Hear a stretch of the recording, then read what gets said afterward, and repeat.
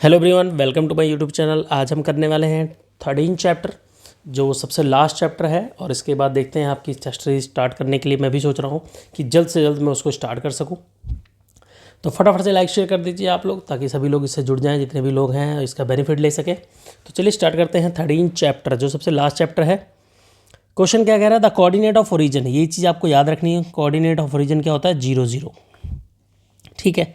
और किसी बच्चे ने कमेंट किया था कि आपका पेन थोड़ा ठीक से देखिए, पेन में थोड़ी सी प्रॉब्लम्स थी जो अब सॉल्व होगी, तो अब ऐसा कोई प्रॉब्लम्स नहीं आएगी।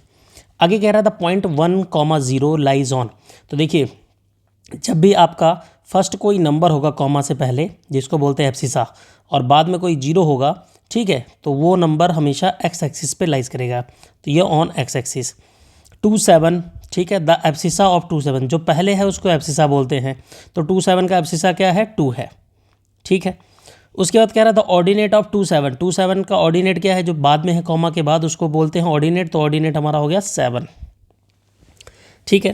कह रहा है the coordinate of point whose abscissa is 3 and ordinate -7, मतलब उसका कोऑर्डिनेट क्या होगा? तो देखिए, जब कोऑर्डिनेट बनाते हैं तो सबसे पहले एब्सिसा लिखते हैं, उसके बाद ऑर्डिनेट लिखते हैं। तो 3, -7, option C is the right answer, ठीक है। बहुत ईजी है। The coordinate of a point whose x coordinate is 0 and y coordinate is 5, तो आंसर क्या होगा? 0 5, ठीक है। पहले एक्स कोऑर्डिनेट 0 है, मतलब एक्स पे गया ही नहीं है, वाई 5 है, ठीक है। और आपके नॉन के लिए मैं ये बता दूं, एक एक्सरसाइज हमारी अभी कंप्लीट नहीं हुई, 13.3 आई थिंक वो रह गया है। तो वो भी आपको जल्द से जल्द ही मिल जाएगी आजकल में, और उसके बाद हम लोग आगे टेस्ट सीरीज़ को प्रोसीड करेंगे। नेक्स्ट कह रहा है which point lies on x axis. Which point, कौन सा एक्स एक्सिस पर लाइज करता है, ठीक है। ये एक्सिस, जब कोई भी चीज़ एक्सिस भी बात करेगा, चाहे वो एक्स एक्सिस हो या वाई, ठीक है, तो ध्यान रखना है आपको वो चीज़, उसमें एक जीरो आएगा। तब देखिए, जिसमें जीरो पहले आ जाए वो वाई एक्सिस पर होता है, मतलब ये भी नहीं है, ठीक है। तो कौन सा हुआ? Option D is the right answer, ठीक है। आगे कह रहा है which point lies on Y axis. कौन सा वाई एक्सिस पर है जिसमें पहले जीरो हो? जिसमें क्या हो? पहले जीरो। तो ये आपका वाई एक्सिस पर होगा, ठीक है। आगे कह रहा है where the point 2 4 lies. 2 4 lies कहाँ लाइज करता है, ठीक है। तो कह रहा है एक्स एक्सिस पर नो, वाई एक्सिस पर no, origin no, in none of these answer है। Which point neither on x axis nor Y axis. कौन सा पॉइंट है ना ही एक्स एक्सिस पर है और ना वाई एक्सिस पर? तो ये आपका एक्स एक्सिस पर है, तो ये भी नहीं होगा। ये वाई एक्सिस पर, ये भी नहीं होगा। ये ओरिजिन है, तो ये आपका किसी एक्सिस पर नहीं होता, ठीक है। On which point x axis and y axis intersect each other, ठीक है। On which point axis and y axis और एक्स एक्सिस कहाँ पे इंटरसेक्ट करते हैं एक दूसरे को? ये ओरिजिन पे करते हैं, तो इसको बोलते हैं 0 0, ठीक है। अब ट्रू फॉल्स आ गया। The coordinate of origin is are 0 0, true. The point 0 2 lies on x axis, false. जो पहले 0 आ गया तो वो वाई एक्सिस पे होगा। The point 3 0 lies on Y axis, false, ठीक है, क्योंकि वाई एक्सिस पे ये 0 है, तो ये वाई एक्सिस पर होगा ही नहीं। नेक्स्ट क्वेश्चन मिलते हैं, ये आई थिंक लास्ट है, ठीक है। इसके बाद इसमें 2 मार्क्स के क्वेश्चन आ जाएंगे। नेक्स्ट क्वेश्चन है a point whose x coordinate is 0 lies on x axis. कह रहा है जिसका एक्स कोऑर्डिनेट 0 हो वो लाइज एक्स एक्सिस पर लाइज करेगा? नहीं जी, false. A point whose x coordinate is 0 lies on Y axis, true, ठीक है। जिसका एक्स कोऑर्डिनेट 0 हो और बाद में कोई नंबर हो तो ये वाई एक्सिस पर होगा, और अगर 5, 0 हो तो ये एक्स एक्सिस पर होगा। आगे कह रहा है the ordinate of point 5 2 is 5। इसका 5 जो हो वो एब्सिसा है और 2 क्या है? ऑर्डिनेट। तो यहाँ ऑर्डिनेट कह रहा है 5 है, sorry false. The abscissa of point 5 2 is 5, yes. इसका एब्सिसा क्या है? 5, जो कॉमा से पहले पॉइंट पे हो वो एब्सिसा हो गया, ठीक है। आगे कह रहा है the point 4 3 and 3 4 represent same point, no. देखिए, इसमें पहले 4 है, इसमें पहले 3 है, तो सेम पॉइंट को रिप्रेजेंट नहीं करते हैं, तो सेम पॉइंट, तो फॉल्स। आगे कह रहा है the point 3 2 lies on x axis. देखिए, एक्स एक्सिस पर मैंने बताया जो एक्स एक्सिस पर पॉइंट होगा उसका 2 0 इस तरीके जैसा, मतलब कॉमा के बाद 0 होगा। जो वाई एक्सिस पर होगा उसमें 0 कॉमा के पहले 0 होगा। तो ये कह रहा है 3 इसमें कोई 0 है ही नहीं, तो एक्सिस पर तो है ही नहीं है, ठीक है। तो ये हो जाएगा आपका फॉल्स, ठीक है। बहुत सिंपल सा था। आप आराम से इसको कर सकते हैं। अब चलते हैं इसके 4 मार्क्स क्वेश्चन की तरफ। अब आपको यहाँ पे क्वेश्चन नंबर 4 मार्क्स में जो आएंगे तो आएंगे पॉइंट्स को प्लॉट करना, कि इस पॉइंट्स को, ये सारे पॉइंट्स को आप प्लॉट कीजिए। ठीक है, इसके लिए मैं क्या आपको तरीका बताने वाला हूँ। अब आप यहाँ देख सकते हो कि आपको पॉइंट्स बनाने हैं, 2 3 बनाना है, 0 3 बनाना है, 5 0। पहले नोट कर लेते हैं 2 3 2 3। ठीक है, पहला क्वेश्चन क्या है आपका 2 और 3 है, उसके बाद 5 0 है। ठीक है, क्या है 5 0। तो 2 3 सबसे पहले बता, देखिए एक्स एक्सिस पर आपने 2 यूनिट जाना है और वाई एक्सिस पर आपने 3 यूनिट जाना है। तो वाई एक्सिस पर ले जाएंगे 3 यूनिट। ये दोनों जहाँ पे मीट कर रहे हैं, मीट कहाँ कर रहे हैं, यहाँ पे। ठीक है, आप यहाँ से देख पा रहे हो कि ये यहाँ पे मीट कर रहे हैं। तो ये हमारा 2 3, तो आपने यहाँ डॉटेड लाइन लगाना है और यहाँ ज़रूरी नहीं आप लगाओ, डॉटेड लाइन नहीं लगाना चाहते तो मत लगाइए, आप यहाँ जस्ट डॉट लगाना है और इसका नाम ए देना है और इसका पॉइंट लिखना है 2,3। आंसर आ गया। ठीक है, क्लियर होगी बात, यहाँ तक तो क्लियर होगा। अब आपको 5 0 बनाना है, तो मतलब ओरिजिन से आप आओगे। अब ये चीज़ देख लीजिए आप कि कैसे करना आपने।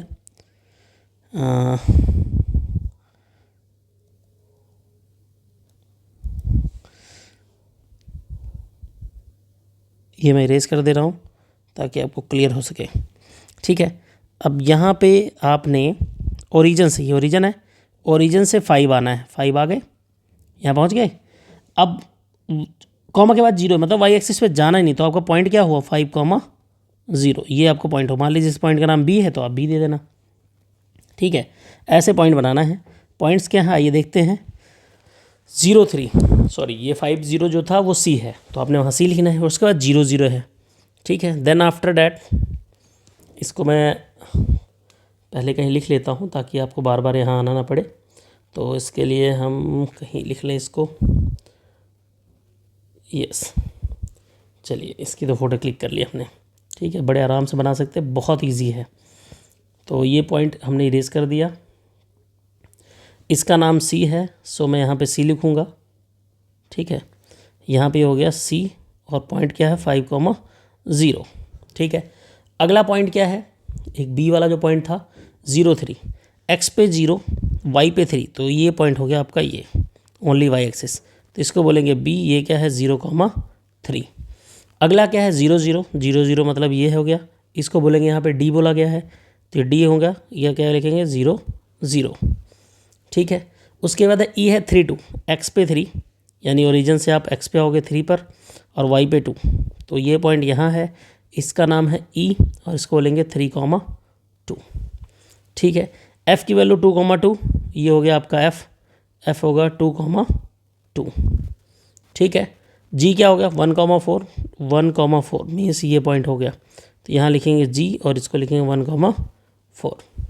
उसके बाद एच 3,7, एक्स पे 3 आ गए और वाई पे 7, मतलब ये लाइन है, तो ये हो गया आपका 3,7। ठीक है, ये तो था आपका ग्राफ बनाने का प्रोसीजर कि आप ग्राफ कैसे बनाओगे। अब आगे चलते हैं, क्वेश्चन का आंसर देना है। ऐसे ग्राफ आएंगे, ज़्यादातर आपको ऐसे पॉइंट प्लॉट करने के लिए आएंगे या आपको ऐसे ग्राफ के आंसर देने के लिए आएंगे। ठीक है, the following graph show the yearly sale figure of the manufacturing company. कोई कंपनी है जिसकी ईयरली सेल बताता है। ठीक है, यहाँ पे आप लिखा हुआ है विक्री करोड़ा विच, मतलब 1 करोड़, इसका मतलब 1 करोड़, इसका मतलब 2 करोड़, इसका मतलब 3 करोड़, इसका मतलब 4 करोड़ है। ठीक है, ये 2000 आपको ईयर दिया गया है, 2009 2010 11 में इसकी सेल है। ठीक है, अब क्वेश्चन क्या कह रहा है, what was the sale in 2010 2011 14 and 16। तो देखिए यहाँ पे लिखेंगे सेल, एक लिख के दिखा देता हूँ, सेल इन 2010 इज इक्वल, 2010 में सेल कितनी थी 2 करोड़ थी, तो आप यहाँ लिखोगे 2 करोड़। ठीक है, 2 करोड़ लिख देंगे।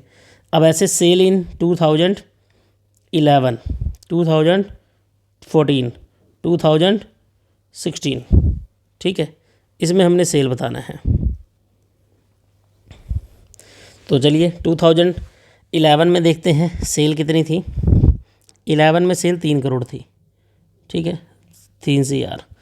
उसके बाद 14 में कितनी थी, 14 में 3 थी।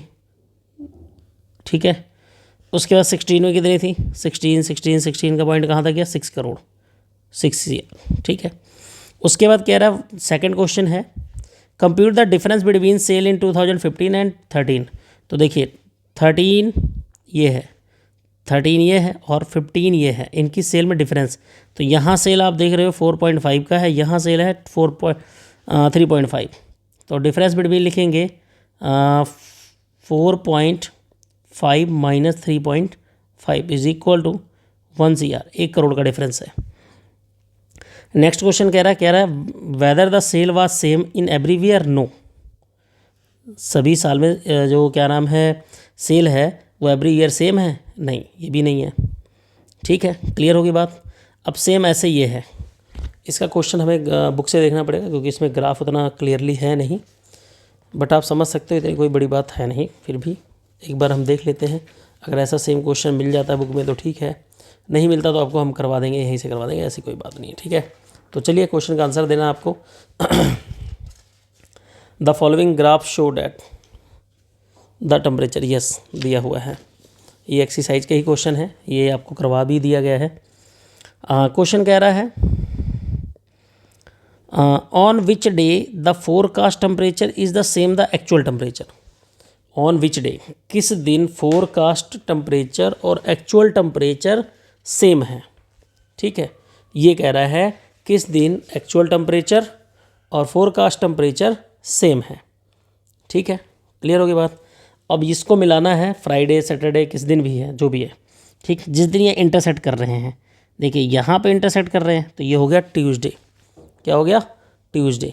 ठीक है, तो ट्यूसडे और यहाँ पे इंटरसेक्ट कर रहे हैं तो ये कौन सा डे है, फ्राइडे, और ये कौन सा दिन है, संडे।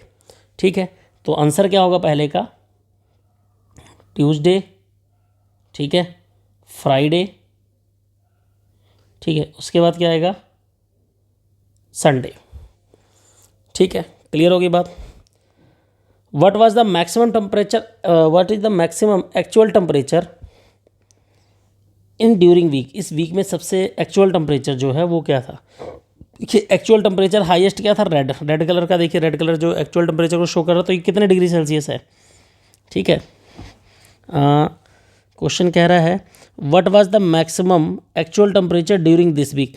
ठीक है, जो मैक्सिमम टेम्परेचर था वो कितना था, एक्चुअल टेम्परेचर। ठीक है, और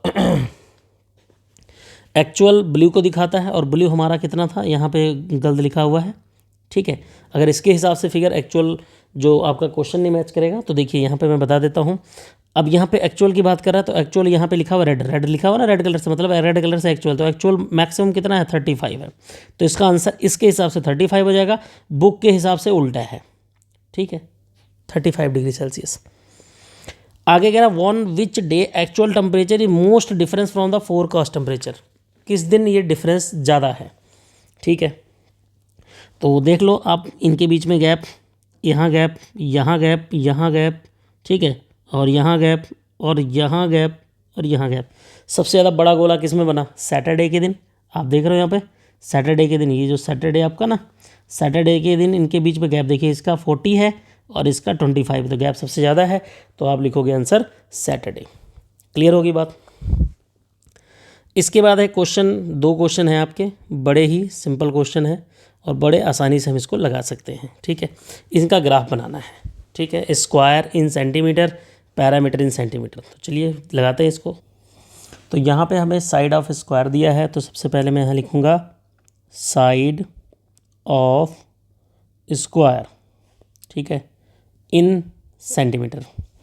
ठीक है, उसके बाद मैं इधर लिखूँगा parameter of square in centimetre square. In centimetre लिख दो, सेंटीमीटर स्क्वायर लिखने की जरूरत नहीं, इन सेंटीमीटर स्क्वायर नहीं होगा वैसे, इन सेंटीमीटर। ठीक है, तो ये पैरामीटर हो गया। और उसके बाद आपको यहाँ 12 का गैप लेना पड़ेगा, क्योंकि सबसे पहले टेबल में 12 है, तो यहाँ 12 लिया तो हमने किंक लगा दिया, मतलब डायरेक्ट 0 से 12 सारी गैपिंग इक्वल नहीं है, क्यों, 0 से 12 है। अब उसके बाद क्या हो गया 16, उसके बाद 20, देन आप लिखोगे 24, देन 28, ठीक है, एंड देन 32। मैंने 4 का गैप ले लिया। अब आपको क्वेश्चन क्या कह रहा था कि इसका जब साइड 3 हो तो उसका पैरामीटर कितना होगा 12, तो ये पॉइंट हो गया। 4 होगा तो कितना होगा 16, ये पॉइंट हो गया। और 5 होगा तो कितना है 20, ये हो गया। 24 हो गया, ये 28, 32। अब आपने इनको ज्वाइन कर लेना है। इनको क्या करना है, ज्वाइन कर लें। तो ज्वाइन करके देखिए सभी को कितना आ रहा है। ठीक है, ये ज्वाइन कर दिया। क्लियर होगी बात। अब इनको आपने क्या करना है, डॉटेड लाइन से ऐसे मीट करा देना है। ठीक है, ऐसे डॉटेड लाइन लगाएंगे और ऐसे मीट करा देंगे। ऐसे डॉटेड लाइन लगाएंगे और यहाँ नीचे तक ले आएंगे। ऐसे डॉटेड लाइन लेके आओ, उसके बाद यहाँ डॉटेड लाइन लेके आओ, उसके बाद यहाँ डॉटेड लाइन लेके आओ। ठीक है, क्लियर होगी बात। ये बना दिया हमने। ठीक है, अब यहाँ पे आपने क्या लिखना है, यहाँ पे हमने लिखना है यहाँ पे आप देख लो, ये भी स्केल। वैसे यहाँ पे देखिए कई बार ऐसा क्या होता है कि यहाँ पे किंक नहीं लगाते हैं। ठीक है, अब आपके मन में होगा सर किंक कब लगाते कब नहीं लगाते। जब हमारा 0 से कोई चीज़, जैसे यहाँ 0 है, 0 से 3 गए, अब 3 से क्या है, 0 से 3 गए तो 0 पे 0 होगा पैरामीटर। ठीक है, तो यहाँ पे किंक लगाने की ज़रूरत नहीं पड़ेगी आपको। ठीक, अब उसका रीज़न क्या होता है, 0 पे 0 होगा। ठीक है, अब 1 1 का गैप लेते तो यहाँ पे देखिए 0 से 3, अब 3 डायरेक्ट 3 का गैप लिया हमने पहले। ठीक है, उसके बाद 3 से 4 का लिया, 3 से 1 का गैप लिया, फिर 4 से 1 का गैप हुआ, ऐसे 4 4 का गैप हुआ। ठीक है, तो कई लोग यहाँ मेज़र करते हैं, कई लोग नहीं करते, लेकिन एक्चुअल में ईयर्थ क्लास में ऐसा कुछ नहीं है यहाँ पे कि आपको ऐसा कुछ लगाना हो। क्लास इंटरवल में मोस्टली ज़्यादा देखा जाता है, इसमें नहीं दे, पॉलीगन ग्राफ में ज़रूर देखा जाता है। तो चलिए हमने यहाँ स्ट्रेट लाइन बना लिया और आप इसको ऐसे आराम से सॉल्व कर लें। अब यहाँ पे अगर यूनिट लिखना है तो यहाँ पे देखिए यूनिट आप नहीं लिख सकते। क्यों नहीं लिख सकते, देखिए हमने 1 यूनिट को यहाँ पे, यहाँ से यहाँ यूनिट को हमने 3 लेट किया। अब यहाँ से यहाँ तक को क्या लेट किया, 4 लेट किया। क्या लेट किया, 4 लेट किया। ठीक है, ठीक है, यहाँ से यहाँ तक को 5 लेट किया। इतना ये हो गया 6, यानी 1 1 यूनिट का गैप हो गया। बात समझ में आ गई। 0 पे पैरामीटर कितना होगा 0, 1 पे पैरामीटर कितना होगा 4, और 2 पे कितना होगा, फिर हमने 4 4 का गैप लिया, इधर 1 1 का गैप लिया। क्लियर होगी बात। तो एक्सिस और यहाँ लिखने की ज़रूरत नीड नहीं है। आगे चलते हैं, अगला क्वेश्चन में है। अब यहाँ पे कह रहे थे इट इज़ लीनियर ग्राफ, तो आप लिखोगे yes it is linear graph. ठीक है, क्लियर होगी बात। हाँ चलिए और उसके बाद हमने यहाँ पे लिखना है डिपॉजिट। डिपॉजिट 5000 करते हैं तो सिंपल इंटरेस्ट 350 आता है। तो 10,000 करेंगे तो कितना आएगा, ये कितना आएगा, तो इतना कितना आएगा। ये सारी चीज़ें आपको दी रखी हैं। ठीक है, तो इस केस में हम क्या करेंगे, पहले हम चलेंगे ग्राफ बनाने के लिए।